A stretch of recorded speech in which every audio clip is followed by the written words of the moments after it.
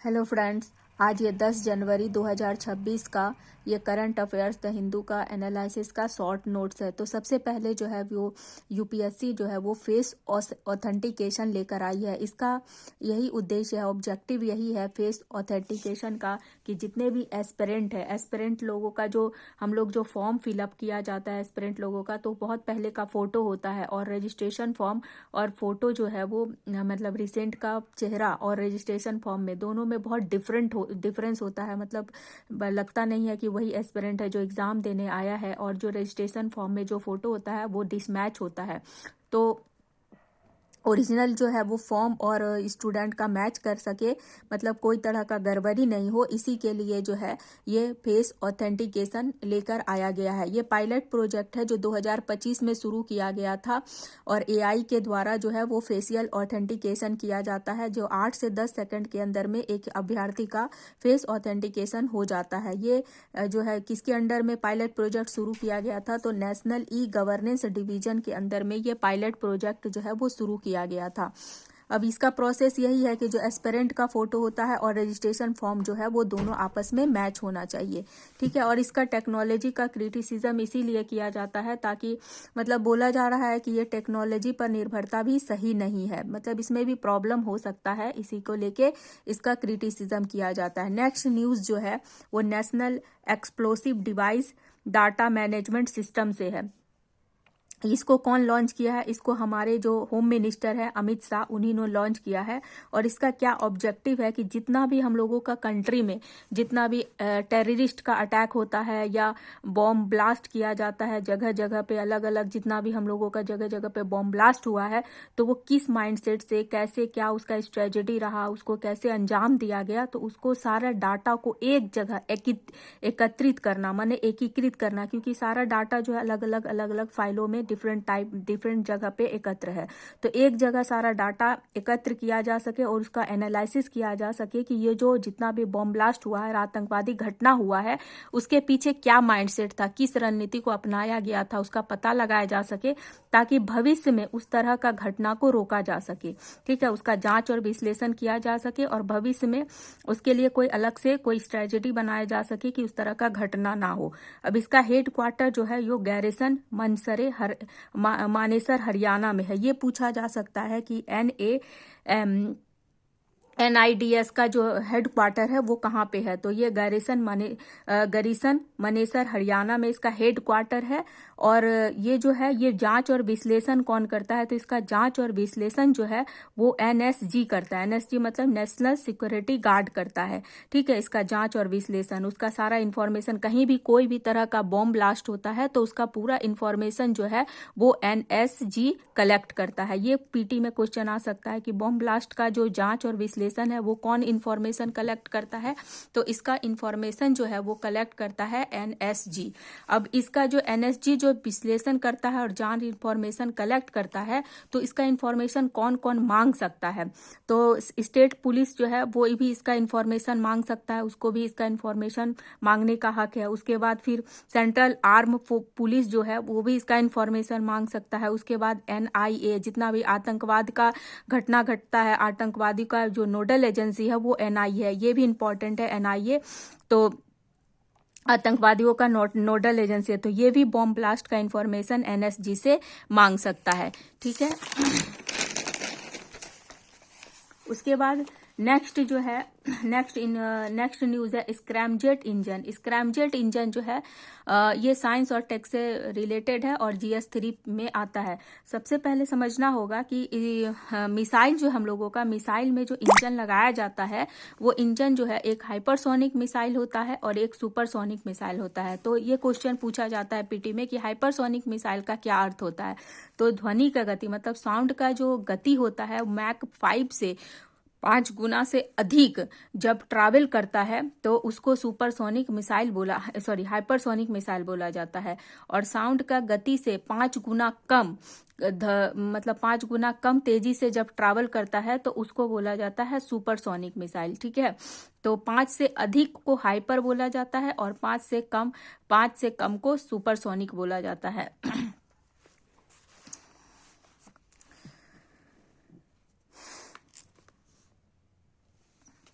अब एक है रॉकेट इंजन और जेट इंजन। पहले ये समझना होगा। स्क्रैमजेट इंजन को समझने से पहले हम लोगों को रॉकेट इंजन और जेट इंजन समझना होगा कि रॉकेट इंजन क्या होता है। रॉकेट इंजन में क्या होता है कि ऑक्सीजन चैम्बर मतलब रॉकेट के अंदर ही बना होता है। जैसे कि ये जो है रॉकेट है, तो रॉकेट के अंदर ये रॉकेट है, तो रॉकेट के अंदर में ही उसका जो ऑक्सीजन का एक चैम्बर बना होता है।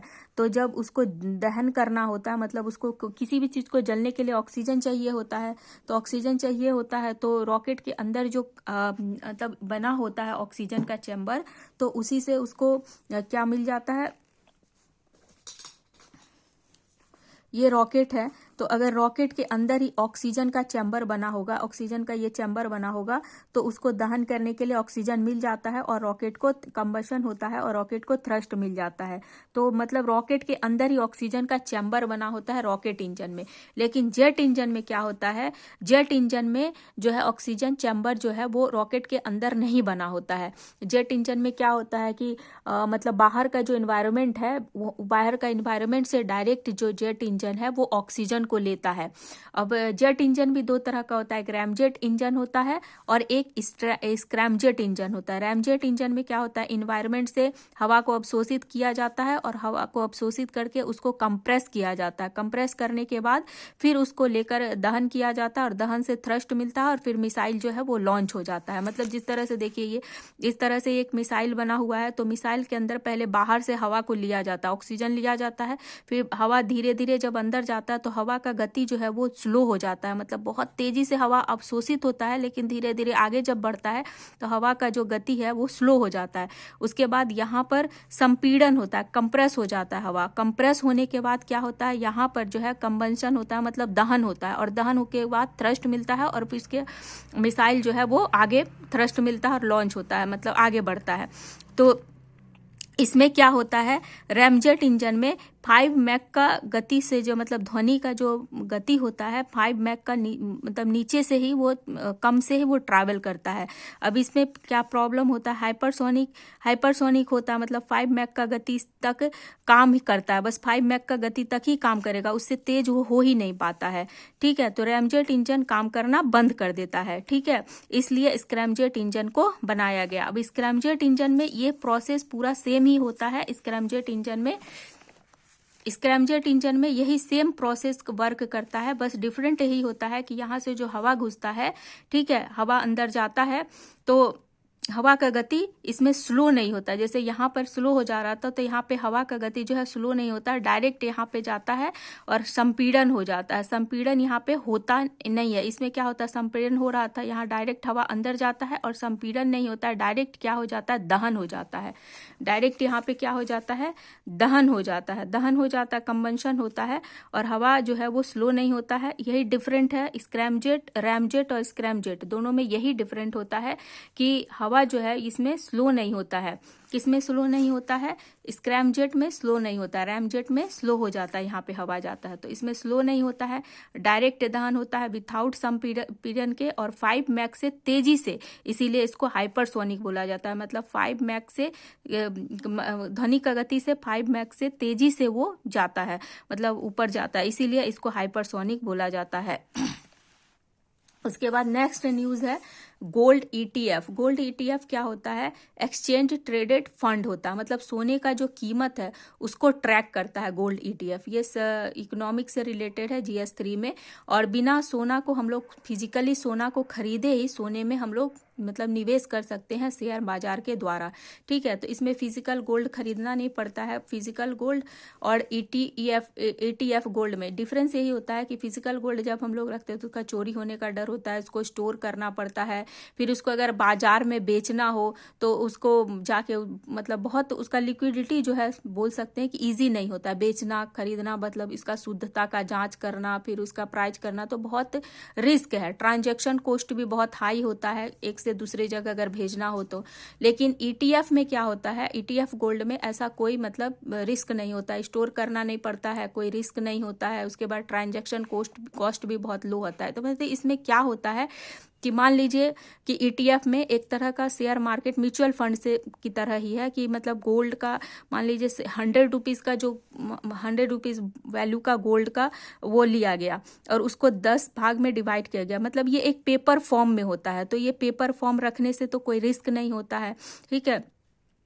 और डीमैट अकाउंट में ये इसका प्रोसेस पूरा किया जाता है, इसीलिए ये बहुत ही ईजिली सेल किया जा सकता है, ठीक है। जैसे 100 रुपया का आप ले लिए और 10 इसका पेपर बना दिए, इसका वैल्यूएशन 10 लोगों में 10-10 रुपये का कोई लेके रखता है, तो बहुत इजीली इसको मतलब इसको कॉस्ट ट्रांजैक्शन किया जा सकता है बहुत ही इजीली। इसी यही है, फिजिकल गोल्ड में मतलब गोल्ड रखना पड़ता है और ईटीएफ गोल्ड में एक पेपर ही के फॉर्म में गोल्ड को रखा जाता है, तो बस यही डिफरेंस होता है।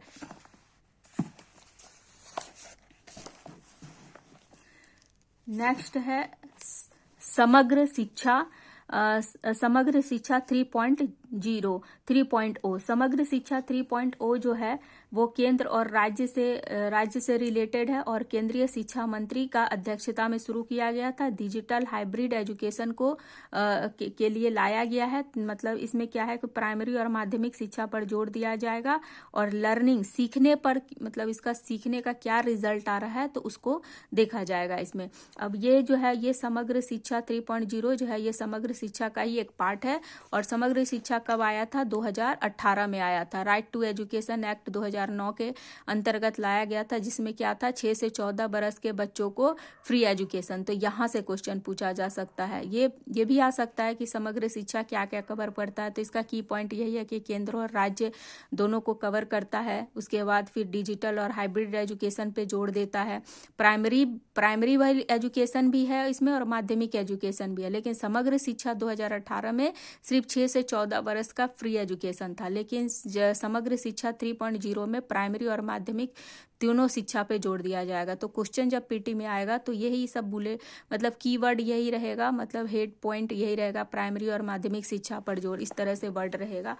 तो और केंद्र या राज्य से रिलेटेड है, केवल केंद्र से रिलेटेड है या केवल राज्य से रिलेटेड है, इस तरह से दिया रहेगा, ठीक है। उसके बाद नेक्स्ट न्यूज जो है वो टेंट सिटी 2023।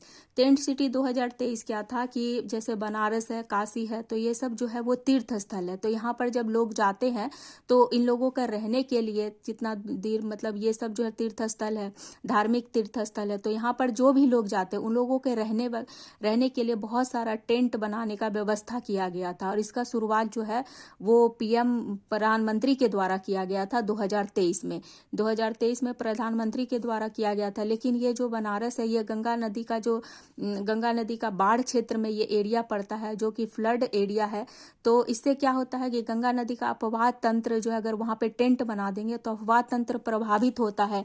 तो यह क्या कर रहा था कि ये जो हम लोगों का है जल प्रदूषण एक्ट का वायलेशन कर रहा था, पर्यावरण का संरक्षण एक्ट का वायलेशन कर रहा था, गंगा नदी को प्रदूषित, क्योंकि जो टेंट वगैरह बनाया जा रहा था और वहां पर लोग रह रहे थे, तो वहां से जो है पानी वहां पर जितना भी छोड़ा, मतलब पानी जो भी लोग यूज कर रहे थे, तो उसकी वजह से गंगा नदी प्रदूषित हो रही थी लोगों का निवास करने की वजह से। क्योंकि वहां मान लीजिए रहेंगे तो लोग लैट्रिन बाथरूम जाएंगे, नहाएंगे, धोएंगे, पानी का यूज करेंगे, अपना जो भी है कचरा वेस्ट वगैरह सब गंगा नदी में वहां पे निकाला जा रहा था, वेस्ट को डाला जा रहा था, जिसकी वजह से गंगा नदी प्रदूषित हो रही थी। इसीलिए एनजीटी नेशनल ग्रीन टर्मिनल उसका लिए न दिशा निर्देश दिया कि ये जो है पीएम के द्वारा जो स्थापित किया गया है टेंट सिटी, ये गलत है। इसका मतलब कि ये क्या पर्यावरण का संरक्षण का जो है वो वायलेशन कर रहा है। तो इसीलिए नेशनल ग्रीन टर्मिनल। अब यहाँ से क्वेश्चन नहीं आएगा, क्वेश्चन आएगा यहाँ से। पीटी में अगर क्वेश्चन पूछा जाएगा तो एनजीटी क्या है, और इसमें मेंस में भी क्वेश्चन आ चुका है एनजीटी से कि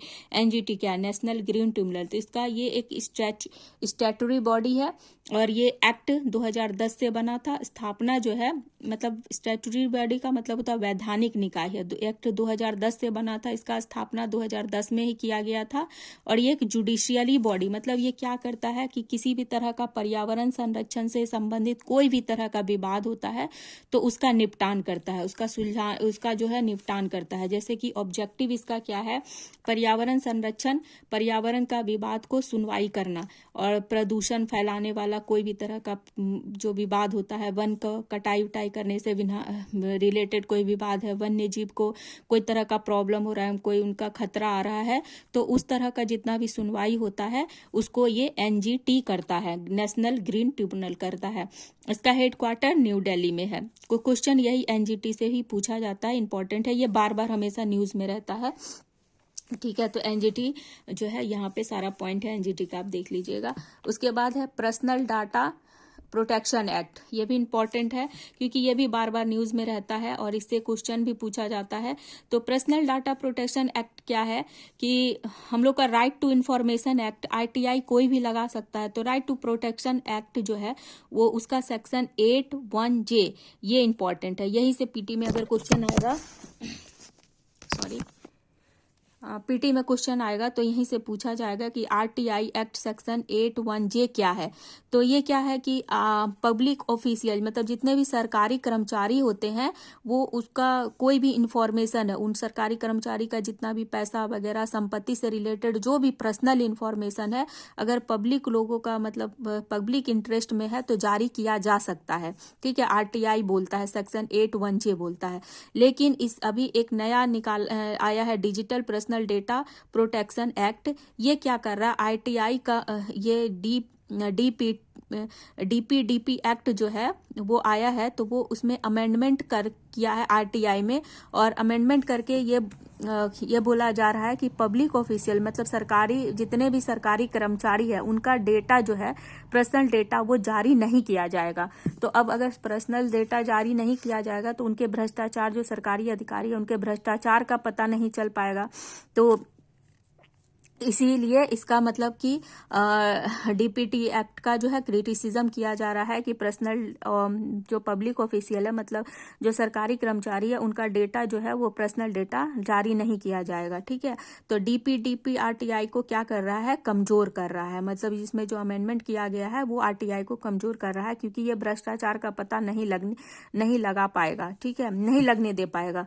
इसके बाद आता है ऑरेंज इकोनॉमी। ये किससे रिलेटेड है, इंटरटेनमेंट से रिलेटेड। बट PT में क्वेश्चन पूछा जाता है, ये GS3 में से है, GS3 मतलब इकोनॉमिक से रिलेटेड है। और PT में क्वेश्चन किस तरह आएगा कि ऑरेंज इकोनॉमी किससे रिलेटेड है, तो इंटरटेनमेंट से रिलेटेड है। मतलब डिजिटल क्रिएटर्स जो भी कंटेंट बनाते हैं वो अपने कंटेंट को प्रसार भारती पर प्रकाशित कर सकते हैं। ठीक है, तो आज का यही पूरा न्यूज़ था। और उसके बाद ये अभी एक ED है, इन्फोर्समेंट डायरेक्टर है, तो इसके ऊपर मैं मेंस आंसर राइटिंग का भी नोट्स डालूंगी कि पूरा कि किस तरह से मेंस में क्वेश्चन पूछा गया है ED के ऊपर, और PYQ कब कब पूछा गया है। तो इसको आप देख लीजिएगा, मेरा नेक्स्ट वीडियो ED के ऊपर आएगा।